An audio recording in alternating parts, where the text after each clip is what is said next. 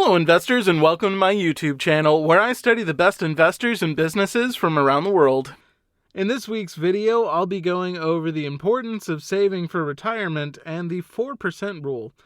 How much money do you think you need in order to retire? This is a common question that many people ask their financial advisors, but they all seem to have different answers because the amount that you need to retire depends largely on how much supplementary income that you expect to earn in retirement, such as through interest and dividends or even a part-time job or side hustle. However, what's most important is making sure that you have enough money to survive during retirement.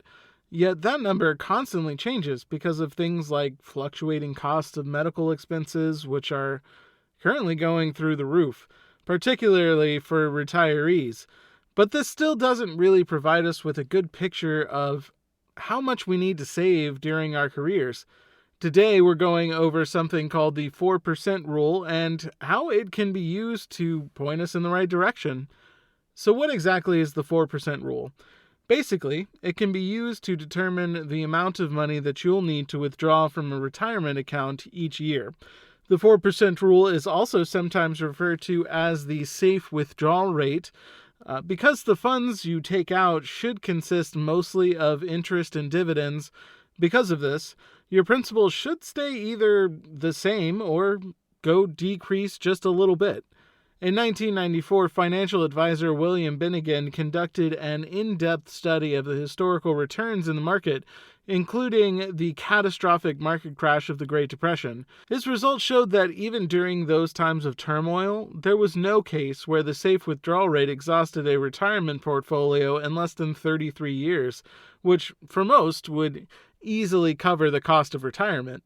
The main principle behind the 4% rule is that once you have saved about 25 times your annual expenses for retirement, you should be able to retire fairly easily with the promise of being able to survive on your savings until your death.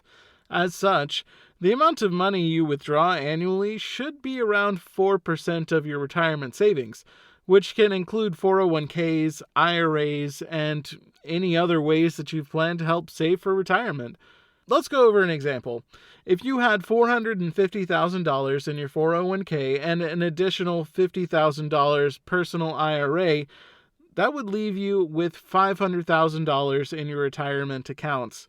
Your first withdrawal during retirement would be 4% of that $500,000, which is equal to $20,000. There are some other factors that you should keep in mind when using the 4% rule. For instance, it's important to keep an eye on inflation and account for it accordingly. Thankfully, the 4% rule actually keeps pace with inflation by allowing you to increase the amount of money you withdraw by increasing your annual withdrawals by 2% each year, the general inflation rate, or by adjusting manually based on the year's inflation rate if different.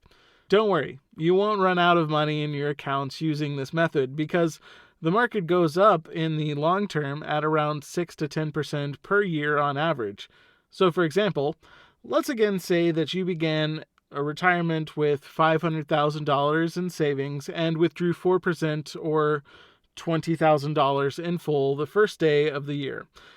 I make this distinction because if you were to withdraw installments throughout the year, you could gain additional interest on the money that you've yet to withdraw, which would increase your net worth.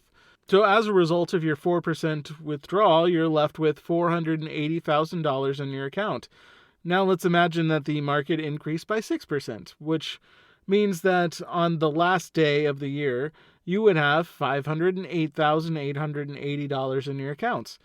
Now let's assume that in your second year of retirement, you decided to increase your annual withdrawal by 2%, allowing you to withdraw a total of $20,400. While this will decrease your savings from $508,800 to $488,400, we can also assume that the market will increase again by at least 6%, bringing the value of your portfolio all the way up to $517,704 by the end of the year. Continuing those calculations over 30 years, you would end up with $787,716.90 in your retirement savings accounts, which is nearly $300,000 more than what you started with. However, there are some situations where you may choose not to use the 4% rule. For instance, if your portfolio consists of many high-risk investments compared to typical retirement portfolios, these investments could decrease faster and potentially be devastating when trying to save your retirement. Also, this rule of thumb generally only works if you're consistent, because violating the rule for even just 1 year could negatively impact your retirement savings in the future, because the principal that the interest and dividends is compounded from gets reduced. Let's go over how this works. Say you decide, on top of withdrawing $20,000 in your first year of retirement, you purchase a dream car for $35,000, which leaves you with $445,000 left in your account. After the 6% increase in the market, now the number will rise slightly to $471,700. Now, even if you did stick with the 4% withdrawal rate for the rest of your retirement, let's say 30 years, by year 27, you would be taking out more money than you earned throughout interest and dividends, also taking into account market increases. So by your 30th year of retirement, you should in theory be able to withdraw $35,516. However, with interest, dividends, and market appreciation, your account would only have gained $33,209 in value. This is not a great situation to be in, especially if there was a market crash or you experience an unexpected medical emergency. Now, I don't want to make the 4% rule seem too frightening. For most people in their 30th year of retirement, you likely are in your 90s and don't require savings for the long term.